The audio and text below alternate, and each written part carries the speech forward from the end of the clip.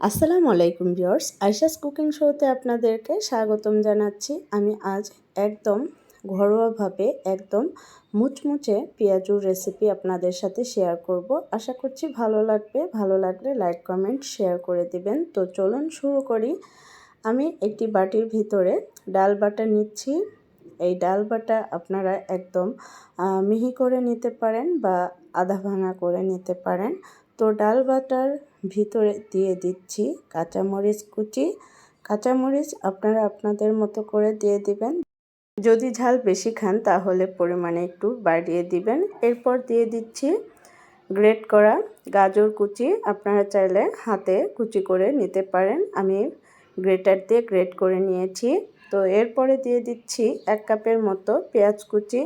পেঁয়াজ কুচি দেওয়ার পরে লবণ দিয়ে দিচ্ছি স্বাদ মতো এবং দিয়ে দিচ্ছি 1 চা চামচের মতো মরিচের গুঁড়া। এরপর দিয়ে দিচ্ছি হলুদের গুঁড়া হাফ টিস্পুনের মতো দিয়ে দিচ্ছি এবং দিয়ে দিচ্ছি ধনিয়া গুঁড়া হাফ টিস্পুনের মতো। এরপর দিয়ে দিচ্ছি কর্নফ্লাওয়ার। এখানে আপনারা চালের গুঁড়া ইউজ করতে পারেন। তো আমি কর্নফ্লাওয়ার দিয়ে দিলাম 3 চা চামচের মতো। এরপর দিয়ে দিচ্ছি 1 চা চামচ রসুন বাটা এবং হাফ টিস্পুনের মতো দিয়ে দিচ্ছি আদা বাটা। তারপরে দিয়ে দিচ্ছি জিরা গুঁড়া 1 চা চামচের মতো। এরপর দিয়ে দিচ্ছি ধনিয়া পাতা কুচি। এই ধনিয়া পাতা কুচি আমি ফ্রিজে রেখেছিলাম, ফ্রিজ থেকে বের করে সাথে সাথে দিয়ে দিচ্ছি। এবার আমি এই ডাল বাটা ভালো করে মেখে নিব। এই ভিডিওটি স্কিপ হয়ে গেছে, ডিলিট হয়ে গেছে, সেজন্য আমি দুঃখিত, দেখাতে পারলাম না। শুধু জাস্ট আমি মেখে নিয়েছি আর মাখানোর সময় হাফ কাপের মতো ময়দা দিয়েছি। এই হাফ কাপ ময়দা দিলে আপনার পেঁয়াজু অনেক ক্রিস্পি হবে, মুচমুচে হবে। দোকানে বিশেষভাবে এই ময়দাই ইউজ করে। আপনারা একটু ময়দা দেওয়ার চেষ্টা করবেন। গোপন উপকরণ হচ্ছে ময়দা। তো আমি ময়দা দিয়ে ভালো করে মেখে নিয়েছি। তারপরে আমি পেঁয়াজুর শেপ দিয়ে একটা ট্রেতে রেখে দিচ্ছি। ট্রেতে রাখার আগে ট্রের ভিতরে আমি একটু তেল দিয়েছি। তেল দেওয়ার পরে আমি এই পেঁয়াজুগুলো রেখে দিলাম। এবার আমি ডিপ ফ্রিজে এরকম করে রেখে দিব। যতক্ষণ না এই পেঁয়াজু শক্ত হয় ততক্ষণ আমি এরকমই রেখে দিব। এই পেঁয়াজু আমি সারা রাতের জন্য রেখেছিলাম, সকালে বের করেছি, শক্ত হয়ে গেছে। এবার আমি এই পেঁয়াজুগুলো উঠিয়ে নিব, একটা বক্সে রেখে দিব।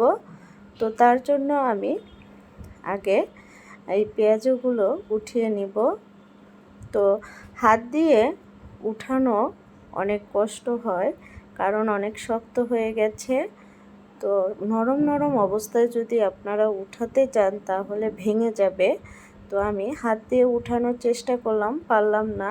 আমি একটা ছুরি নিয়েছি, ছুরির সাহায্যে সবগুলো পেঁয়াজু উঠিয়ে নিয়েছি। দেখুন, ছুরি দিয়ে অনেক ভালো হয়, একটা পেঁয়াজু ভাঙবে না। আমি এভাবে সবগুলো পেঁয়াজু উঠিয়ে নিচ্ছি। এরপরে আমি বক্সে রেখে দিচ্ছি। তো কিছু পেঁয়াজু উঠিয়ে নেওয়ার পরে বক্সে রেখে দিচ্ছি। এ পর্যায়ে যদি আমার রেসিপি ভালো লেগে থাকে প্লিজ লাইক দিয়ে দিবেন। তো আমি সবগুলো পেঁয়াজু বক্সে রেখে দিলাম। এবার বক্সটির ঢাকনা লাগিয়ে এই বক্সটি ধরে ফ্রিজে রেখে দিব। যখন পেঁয়াজু ভাজবো তখন বের করব। চুলায় আসলাম। এরপরে আমি অর্ধেক ডাল বাটা ডিপ ফ্রিজ করে রেখেছি আর অর্ধেক আমি পেঁয়াজু ভেজে নিচ্ছি। তেলের ভিতরে আমি একে একে সবগুলো পেঁয়াজু দিয়ে দিচ্ছি আর চুলার হিট মিডিয়াম হিটে আছে। মিডিয়াম হিটে এই পেঁয়াজু প্রথমে আমি কিছুক্ষণ ভেজে নিচ্ছি। যখন হালকা ভাজা হবে তখন চুলার আঁচ একটু বাড়িয়ে দিয়েছি। এভাবে আমি সবগুলো পেঁয়াজু ভেজে নেব। তো ভিউয়ার্স, পেঁয়াজু ভাজাও হয়ে গেছে। এবার আমি সবগুলো পেঁয়াজু উঠিয়ে নিচ্ছি। উঠিয়ে পরিবেশন করে দেখিয়ে দিচ্ছি কেমন হয়েছে। মাশাআল্লাহ, অনেক ক্রিস্পি হয়েছে। আর আপনারা বাসায় ট্রাই করবেন, দেখবেন এই পেঁয়াজু খেতে অনেক মজা, সবাই পছন্দ করবে ইনশাআল্লাহ। তো আমার পেজে যারা নতুন এসেছেন প্লিজ পেজটি ফলো করে দিবেন। আর হচ্ছে যারা ইউটিউব থেকে দেখছেন প্লিজ সাবস্ক্রাইব করে পাশে থাকবেন। আসসালামু আলাইকুম, আল্লাহ হাফেজ।